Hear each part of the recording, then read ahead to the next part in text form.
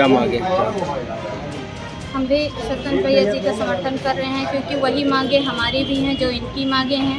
मैंने कल ही commissioner madam से बात किया तो बात सुनने को तैयार ही नहीं है। सीधे कहती हैं कि मैं आपकी बात नहीं सुनूंगी।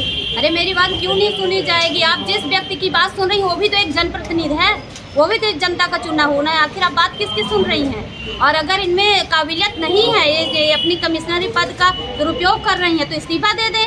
जनता के सामने ये बताने योग्य नहीं है कि मैं कमिश्नर हूँ। ये लगता है स्वयं जनप्रतिनिधि हैं और जनप्रतिनिधि के इशारों पे काम करती हैं।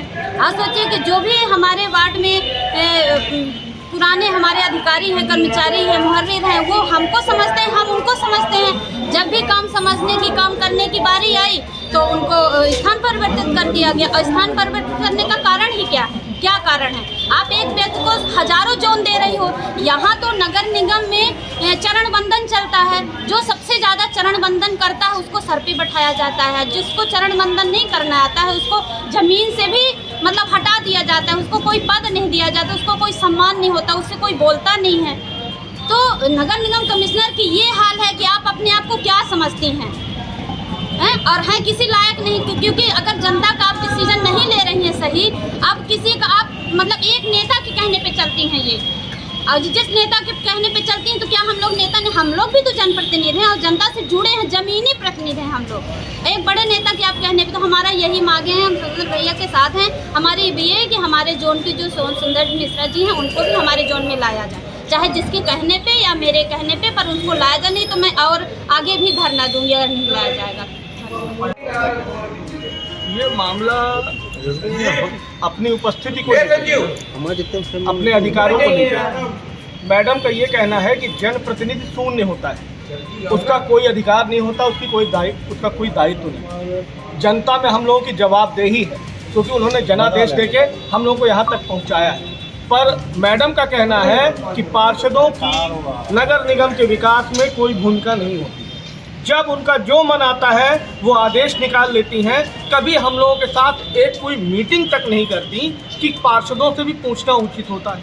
अब ये बताइए, मुहर्रिर, सब इंजीनियर, ये डायरेक्ट जुड़ाव पब्लिक से होता है इनका। ये जानते हैं कि समस्याएं कहाँ पर रोड की है, कहाँ पे पानी निकासी की है, कहाँ पे जल की है। ये जो छोटे तबका का कर्मचारी होगा वो जानेगा। जब तक वो समझता है तब तक आप उसको हटा देती हैं, कभी इस जोन से उस जोन, उस जोन से उस जोन। क्या परिवर्तन करना ही आपकी मतलब आपका मॉनिटरिंग है? केवल आप सही मॉनिटरिंग करिए ना, आप वार्डों में पहुंचिए, आप समस्याओं को देखिए। आपके पास जरा सा समस्या आई, आप तुरंत अधिकारी और कर्मचारियों को परिवर्तन कर देती स्थान।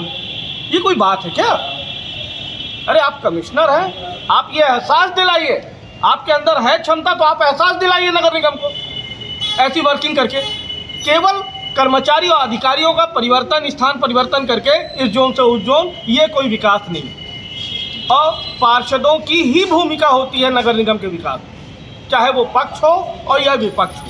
वही वार्ड से, क्षेत्र से प्रस्ताव लेके आते हैं, तब वो प्रस्ताव टेंडर के रूप में होते हैं और पब्लिक को मूलभूत सुविधाएं मिलती हैं। ये मेरा कहना है। ये कोई राजनीतिक धरना नहीं है।